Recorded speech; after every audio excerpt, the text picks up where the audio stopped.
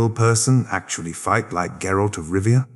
That's the question we set ourselves today, and frankly, it's a dangerous one, because the Witcher's entire combat style exists somewhere in the uncanny valley between grounded medieval swordsmanship and pure cinematic spectacle. The answer is both yes and no.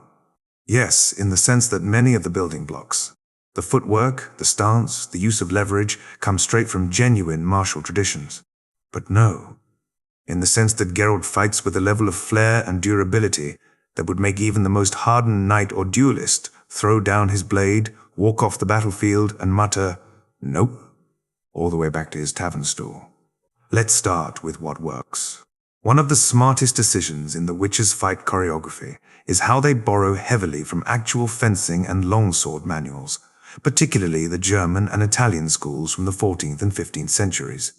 If you've ever seen illustrations from Johannes Lichtenauer or Fiore dei Liberi, you'll notice that Geralt's guards, low stances, sword held close to the body, cutting lines kept efficient, are shockingly faithful.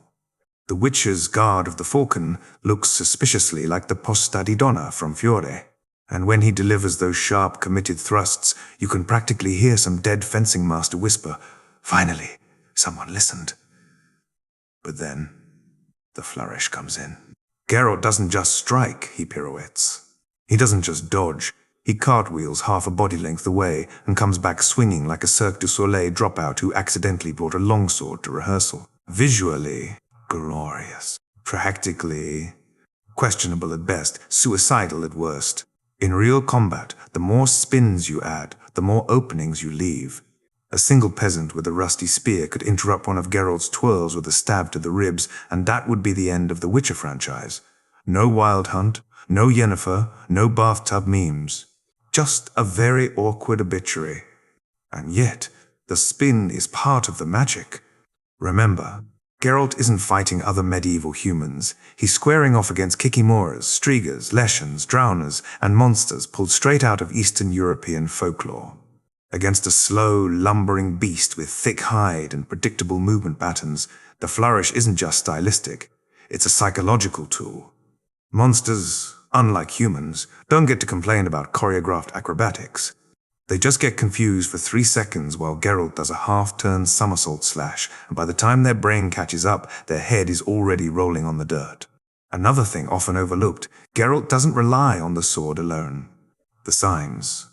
Those flashy one-handed spells are the ultimate cheat code. Quinn, for example, is basically a medieval energy shield. Try explaining that to a historical fencing purist. "Oh yes, I left my torso open deliberately, but don't worry, I had an invisible bubble blocking your cut." Or Igni the flamethrower sign. Nothing says. Effective battlefield control, like turning your opponent into a rotisserie chicken mid-swing. Real-life knights would have killed for that. Instead, they had boiling oil, which is both less portable and less cinematic. So, could Geralt survive a real duel? Against a human? Maybe, but only if he turned down the acrobatics. Against a monster? He's perfectly adapted. His fighting style is a hybrid, part genuine martial technique, part theatrical misdirection, part magical enhancement. That's why it feels so strange to watch. You're seeing something that isn't quite history, but isn't quite fantasy either. Now let's do some myth busting. The famous one man against a dozen soldiers trope. Forget it. In real life, the second you're surrounded, you're toast. But Geralt gets away with it because of a combination of mutant reflexes, armor-piercing swords, and again, the narrative cheat of being the protagonist. If a real knight tried that, he'd be skewered faster than you can say, "Toss a coin to your Witcher." Then there's stamina. Real duels lasted seconds, maybe minutes. 2 armored men swinging steel at each other quickly hit exhaustion. Geralt, meanwhile, can fight a 20-minute battle scene, break into a sprint, and still have enough breath to drop a sarcastic one-liner. Realistically, he'd be sucking wind behind a tree, praying the monster got bored and wandered off. And let's talk gear.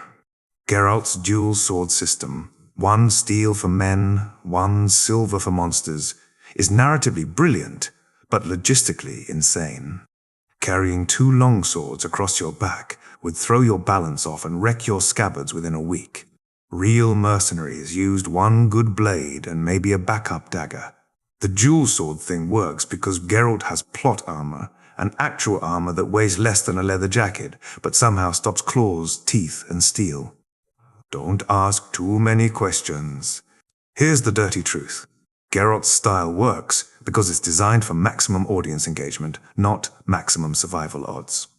The choreography is meant to dazzle the viewer, not preserve the fighter. In the same way, Errol Flynn's swashbuckling duels from the 1930s weren't real fencing, but still inspired a generation. Geralt's style is cinematic martial arts for the Netflix age. And you know what? That's fine. Because while medieval knights might have laughed at a pirouetting swordsman, modern audiences cheer. Still, there's something deeper going on. The Witcher isn't just about showing us cool fights, it's about giving physical form to Geralt's identity. He's half man, half monster, and his fighting style reflects that contradiction. It's disciplined and efficient one moment, then savage and unorthodox the next.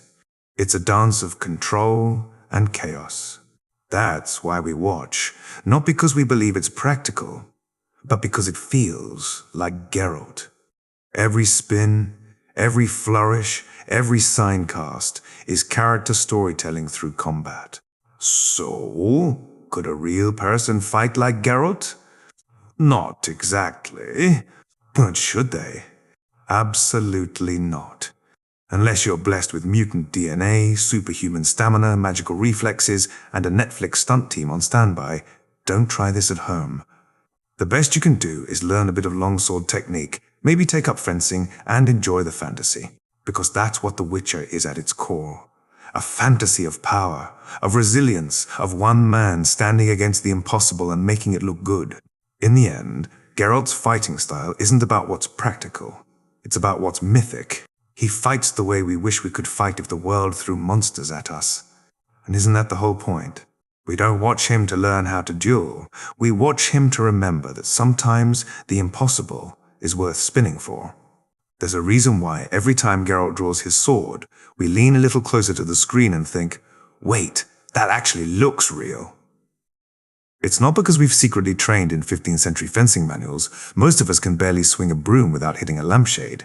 It's because his movements borrow just enough from real, historical European martial arts to trick our brains into thinking we're watching authentic combat.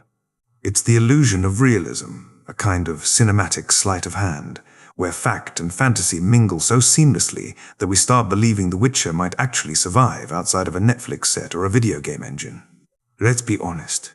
When Geralt drops into one of his stances, it looks nothing like the clunky sword fights we were fed by Hollywood for decades. You know the type. Endless overhead chops, swords clashing in slow motion, enemies politely waiting their turn to die. Instead, Geralt lowers his center of gravity, keeps his blade close, and cuts with clean efficiency. That's not just good choreography. It's straight out of the medieval fencing manuals written by masters like Fiore dai Liberi or Johannes Lichtenauer. These guys weren't writing fantasy novels. They were teaching knights how not to get stabbed in the liver. And when Geralt shifts into a guard like Posta di Donna or Vom Tag, the audience might not consciously recognize it, but our subconscious does. It looks right. It feels grounded. But then the illusion slips, because Geralt isn't just cutting and thrusting like a German longsword fencer. He's spinning. He's pirouetting. He's throwing in flourishes that look more like ballet than battle. And sure, if you're fighting a Striga that can tear your head off in one swipe, maybe you want a bit of flourish to confuse it. But if Geralt ever fought an actual human soldier, that spin move would last exactly 1 second before somebody's spear found its way into his kidney. That's where the Hollywood filter comes in. What we're seeing isn't authentic martial combat. It's a heavily stylized remix designed to be beautiful, cinematic, and gameable. Take the video games, for example. If The Witcher 3 had Geralt fighting exactly like a 15th century fencer, players would be bored in minutes. Real fencing is about short bursts, quick kills, and a whole lot of waiting for an opening. Great for staying alive, terrible for player engagement. So, CD Projekt. Red took the skeleton of real swordsmanship stances, footwork, guards, and then wrapped it in fireworks.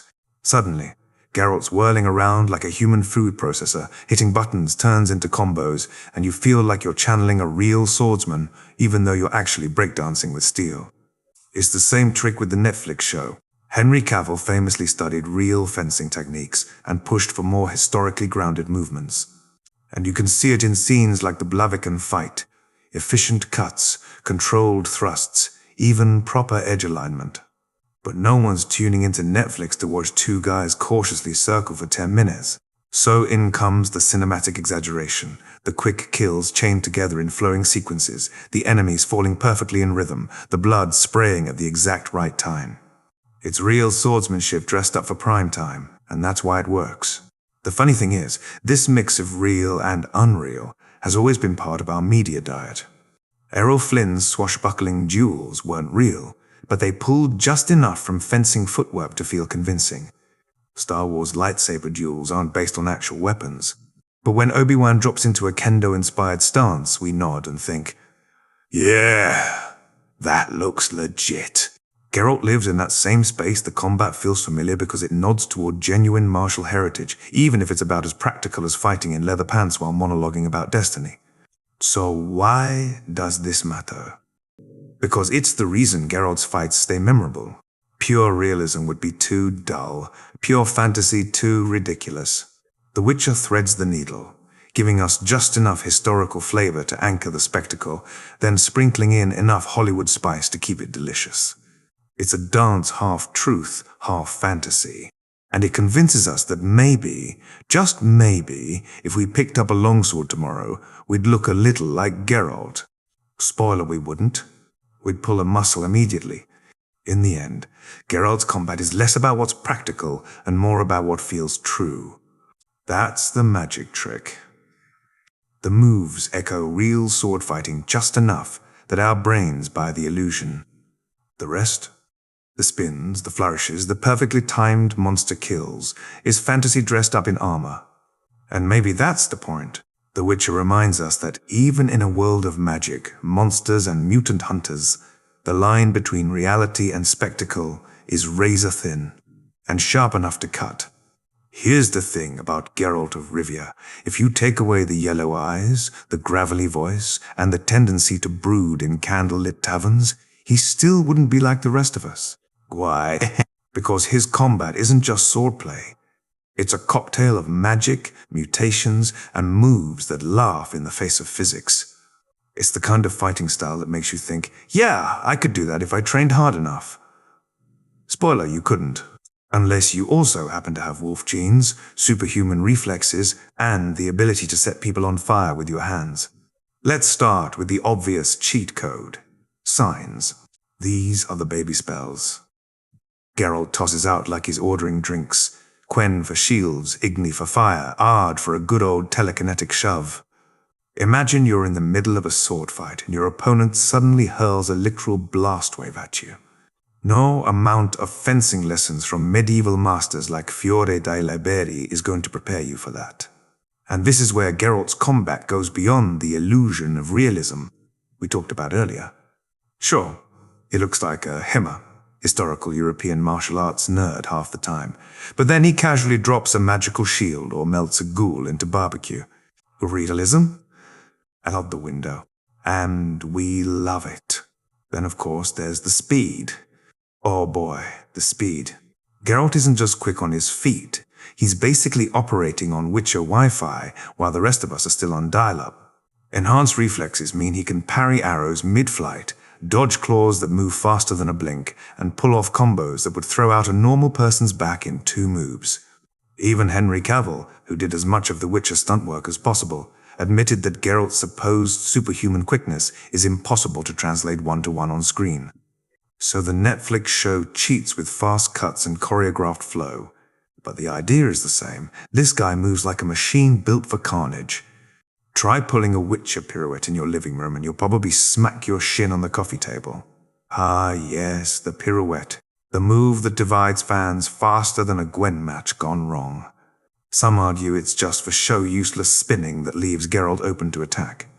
Others point out it's part of his style, confuse the monster, throw off its rhythm, and look absolutely fabulous while doing it.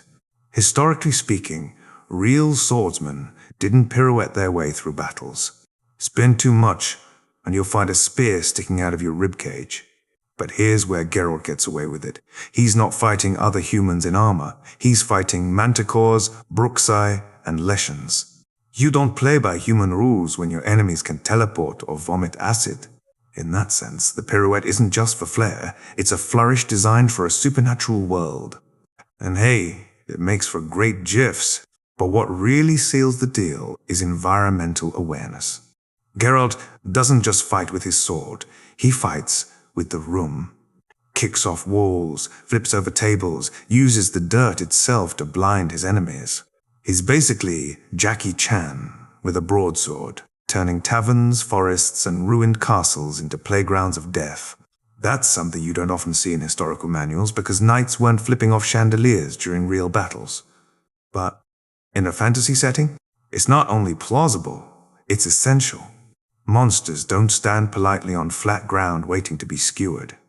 They attack in caves, forests, and swamps. Geralt adapts by becoming part acrobat, part swordsman, part demolition expert. Of course, all this comes at a price. The realism we cling to, the idea that Geralt's fighting feels right, is constantly being undermined by the sheer spectacle of it. He's not just bending the rules, he's breaking them in half and then setting them on fire with igni. And yet, that's what makes his combat unforgettable. If it were just hammer with a side of grunting, we'd lose interest. If it were just superhero antics with no grounding, we'd laugh it off as cartoonish. But Geralt dances in between, one foot in the manuals of medieval masters, the other in pure fantasy. So next time you see Geralt whirl through a battlefield, flipping, casting, and pirouetting like death itself choreographed a ballet, don't ask if it's realistic. Ask if it's entertaining. Ask if it feels true to the world he inhabits. Because at the end of the day, The Witcher isn't about realism. It's about fantasy, with just enough seasoning of reality to keep us hooked. And let's be honest, if you or I tried even half those moves, we wouldn't be monster slayers. We'd be in the ER explaining to the nurse how we pulled a muscle, fighting an imaginary ghoul with a broomstick. Here's the eternal Witcher debate. Is Geralt of Rivia actually fighting in a way that makes sense? Or is he basically cosplaying a Cirque du Soleil swordsman who just happens to decapitate drowners in between pirouettes? On one hand, his combat looks lethal fluid, adaptable, razor sharp. On the other, some of his moves look like he's auditioning for So You Think You Can Sword Dance. So which is it, efficiency or spectacle? Let's start with the theory. Real sword fighting, as recorded in manuals from fencing masters like Joachim Meyer or Fiore dai Liberi, was all about economy of movement. You didn't waste time spinning or twirling, you struck, parried, and killed as quickly as possible. The logic was simple. The longer you flail, the more likely someone drives a spear through your chest. Geralt's style, by comparison, looks incredibly acrobatic. Spins, flips, even that signature pirouette. From a cold, tactical perspective, you'd think this is nonsense. But here's the catch. Geralt isn't fighting medieval knights on a muddy battlefield. He's fighting vampires that move like shadows, and necrophages that don't exactly follow honorable duel etiquette. His extra flair isn't just about looking good. It's about confusing, redirecting, and adapting to enemies that don't think like humans. That said, we can't ignore the cinematic factor. In a Netflix fight scene, a quick thrust and parry might be historically accurate, but it's boring TV. Audiences want spectacle. They want to see the Witcher cut through a group of mercenaries like he's waltzing through a blood-soaked ballroom. So yes, a lot of those flourishes are deliberately for us, the viewers. They tell us, this isn't a grimy medieval mercenary. This is a mutated monster slayer who moves like his entire life is one long, violent dance. Brutal efficiency would work in reality. Stylish spectacle works on screen. Geralt is both. And neither. Now, what about the classic one versus many scenario? Historical combat training prepared knights and soldiers for chaos. You weren't dueling one enemy, you were surrounded, shoved, and swarmed. The manuals often stress tight formations and quick disabling moves. He strolls into a bandit camp alone and takes on 10 men at once. Realistically, that should end with his head on a spike. But this is where the Witcher advantage comes in. His mutations grant him superhuman reflexes, stamina, and perception. He doesn't just see where the nearest sword is coming from, he anticipates it. That kind of 360-degree awareness is impossible for ordinary humans, but for Geralt, it's second nature. This is why his flowing, acrobatic style works. Against multiple foes, the spins and wide arcs let him control space, keep enemies at bay, and slice across several attackers in one motion. Historically impractical. Sure. But when you've got Witcher senses and monster hunting reflexes, suddenly that pirouette makes tactical sense. Which brings us to the real heart of the matter, Geralt's job description. He's not trained to fight humans, though he's annoyingly good at it. He's trained to fight creatures. Wolves, vampires, insectoid horrors, spectral nightmares, you name it. His techniques are optimized for the unnatural. Wide arcs deal with beasts that lunge unpredictably. Acrobatics let him dodge claws that would rip apart a shield. Even his flashy flourishes have practical roots, confusing creatures with erratic movements, striking from odd angles, using agility to exploit weaknesses that armored knights never had to think about. He's not reenacting medieval battlefield tactics, he's rewriting them for a bestiary that no human knight could imagine. And that's why the effectiveness versus spectacle. Debate always circles back to the same conclusion: Geralt is both. To us, sitting safely behind our screens, it looks like he's being flashy for flair, showing off like a silver-haired showman. To him, it's survival. Every twirl, every flip, every over-the-top strike. It's part efficiency, part intimidation, and part sheer necessity against monsters that don't follow human rules. That it also looks insanely cool? Well, that's the bonus that keeps us glued to the screen. At the end of the day, The Witcher's combat is a paradox, impossibly stylish, yet ruthlessly practical. Brutal efficiency dressed up in balletic spectacle. If you tried to fight like him in real life, you'd end up face down in the mud before you even finished your first spin. But Geralt isn't real life. He's myth, mutation, and monster-slaying legend. His style works not because it's realistic, but because it's his. And that's the magic of it. When Geralt moves, you don't just see a swordsman. You see a predator, a protector, and, yes, a performer, all rolled into one. So, could a real fighter survive a battle with Geralt's flair? Absolutely not. But could anyone else survive in Geralt's world without it? Also, absolutely not.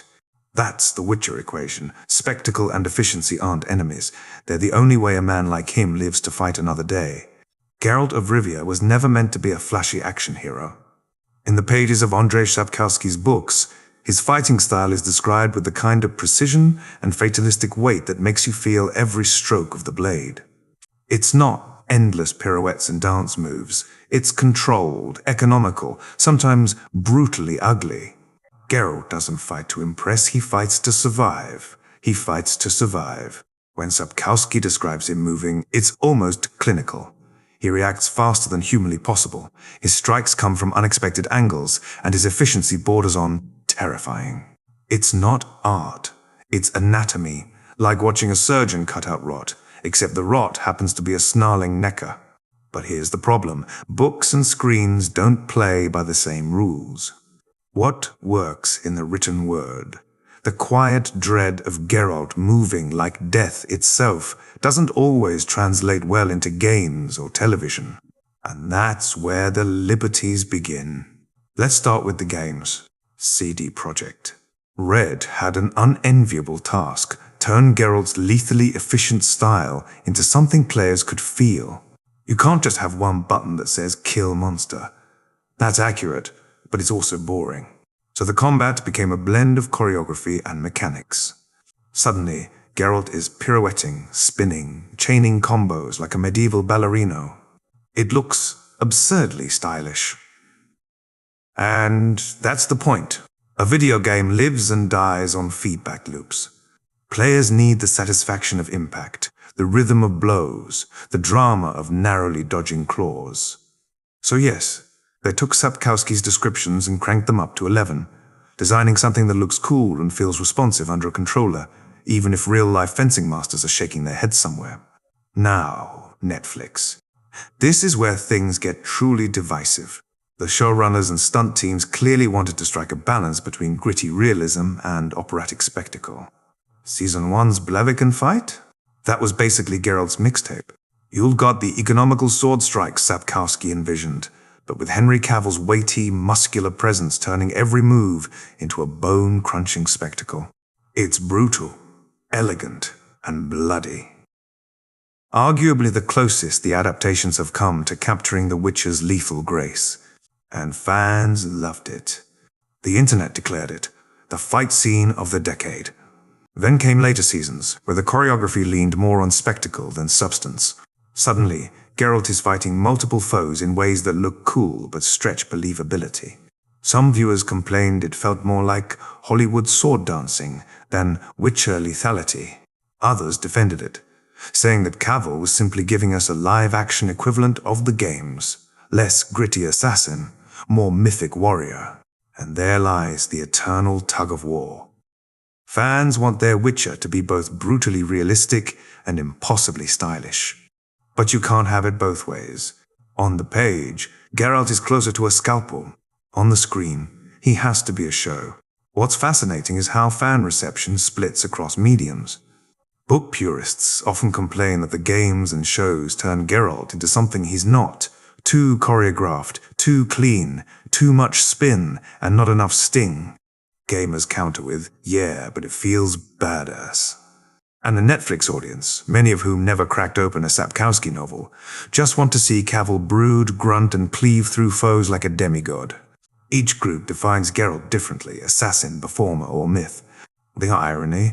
Sapkowski himself has admitted he never obsessed over technical accuracy. He wasn't writing a fencing manual, he was building myth, mood, and metaphor. Geralt's fighting wasn't supposed to be reenacted blow for blow, was supposed to feel inevitable, like watching a storm roll in. The adaptations, in their own ways, are doing the same thing. They just pick different storms. So when people argue about which version is right, the books, the games, or the show, they're missing the point. They're all right because each medium has its own demands. Books thrive on psychological weight and implication. Games thrive on responsiveness and spectacle. Shows thrive on visceral, watchable drama. Geralt exists in all of them, but like a true Witcher, he adapts to his environment. And maybe that's the beauty of it. The blade changes shape, but the soul of the Witcher stays the same. Efficiency or spectacle, page or screen, Sapkowski's grizzled monster hunter always finds a way to feel inevitable. Whether he's a grim surgeon of steel or a pirouetting demigod of death, the end result is the same. Another monster down, another story to tell. And in the end, maybe that's the only truth that matters. Let's be honest for a second. Nobody watches Geralt of Rivia fight because they want a fencing lesson. If that's what you're after, there are hours of HEMA, historical European martial arts videos on YouTube where people in funny-looking helmets poke each other with longswords in painstakingly accurate reenactments. No, when we watch Geralt, whether in the games, the books, or on Netflix, what we want is the cool factor. We want the hair flowing, the grunt of exertion, the flash of silver slicing through the dark, and the moment a monster's head hits the dirt in glorious slow motion. Realism can sit quietly in the corner while we cheer for our brooding mutant swinging a sword like he's half executioner, half rock star. And the cool factor isn't just surface-level flash. There's something deeply satisfying about the way Geralt fights because it reflects who he is. This isn't some noble knight waving around a blade for honor and glory. Geralt's style screams efficiency. Get in, kill the monster, get out. He doesn't linger over enemies, doesn't bask in triumph. When Sapkowski describes him, it's often about speed and inevitability, like death personified. In the games, this efficiency turns into the whirling ballet of combos, signs, and dodges which look choreographed but feel like survival instinct. And in the Netflix series, Henry Cavill's Geralt turns brutality into poetry. His swordwork has weight, but every motion is infused with the weariness of a man who has done this 1,000 times before. That's what keeps us hooked. The fight isn't just about killing something, it's about being Geralt. And oh boy, that connection to character is everything. Think of Batman without his martial arts, or Aragorn without his ranger. Gridget just doesn't land the same way. Geralt's combat style is his identity in motion. He doesn't talk much, he doesn't smile often, so the fighting is his language. Every decapitation is basically him saying, I am not here for your nonsense. Every parry is, yes, I'm that good. Every pirouette, even the unnecessary ones, is, fine, I'll give you a show too. The fact that we understand him more by watching his fights than hearing his dialogue is part of why he resonates so deeply. Geralt's swordplay is character development with blood spatter. But here's where it gets spicy, the blend. Because if Geralt were only efficient, only ever cutting down monsters with surgical precision, it might get repetitive. You'd respect it, sure, but would you binge watch it on Netflix or sink 200 hours into The Witcher 3? Probably not. The brilliance is in how his style marries grounded technique with a sprinkling of fantasy flair. He'll use proper guard positions and realistic cuts, but then he'll toss in a flashy spin, a supernatural dodge, or a magical sign that sends monsters flying. That mixture keeps us leaning forward, caught between the thrill of that looks real and the awe of that's impossible. It's the exact sweet spot where entertainment thrives, where authenticity shakes hands with spectacle. Think about the Blaviken fight in Netflix's first season. It wasn't realistic in the strictest sense. Real fights don't give you 6 perfectly spaced opponents lining up to die. But it felt authentic. The weight of the blows, the gore, the exhaustion on Geralt's face, it all sold the scene. And then the stylish choreography, the almost dance-like flow, elevated it into something unforgettable. That balance is why fans clipped it to death, called it iconic, and demanded more. It's the same balance that makes game combat addictive. You feel like a real swordsman, but you also get to be a mythic monster slayer. At the end of the day, Geralt's fighting style endures because it scratches multiple itches at once. For the purists, there's enough humor-inspired realism to nod along and say, yes, that's actually how a longsword could work. For the fantasy fans, there's enough spectacle to make you gasp. And for the casual viewer, it's simply cool. Watching Geralt fight is watching contradictions come to life. Brutal yet elegant, realistic yet impossible, grim yet exhilarating. And maybe that's why we can't stop coming back. Geralt isn't just fighting monsters, he's fighting for our attention and winning every time. No matter how many times he swings that silver sword, we're ready to watch again, because each strike carries the weight of who he is, the lonely, stoic witcher who turns violence into art and survival into legend. In the end, it doesn't matter whether the pirouette was practical or whether the spin was inefficient. What matters is that for a moment, as his blade arcs through the air, we believe in him. We believe in the Witcher. And that belief, that rush of awe and adrenaline, is why we'll always love watching Geralt fight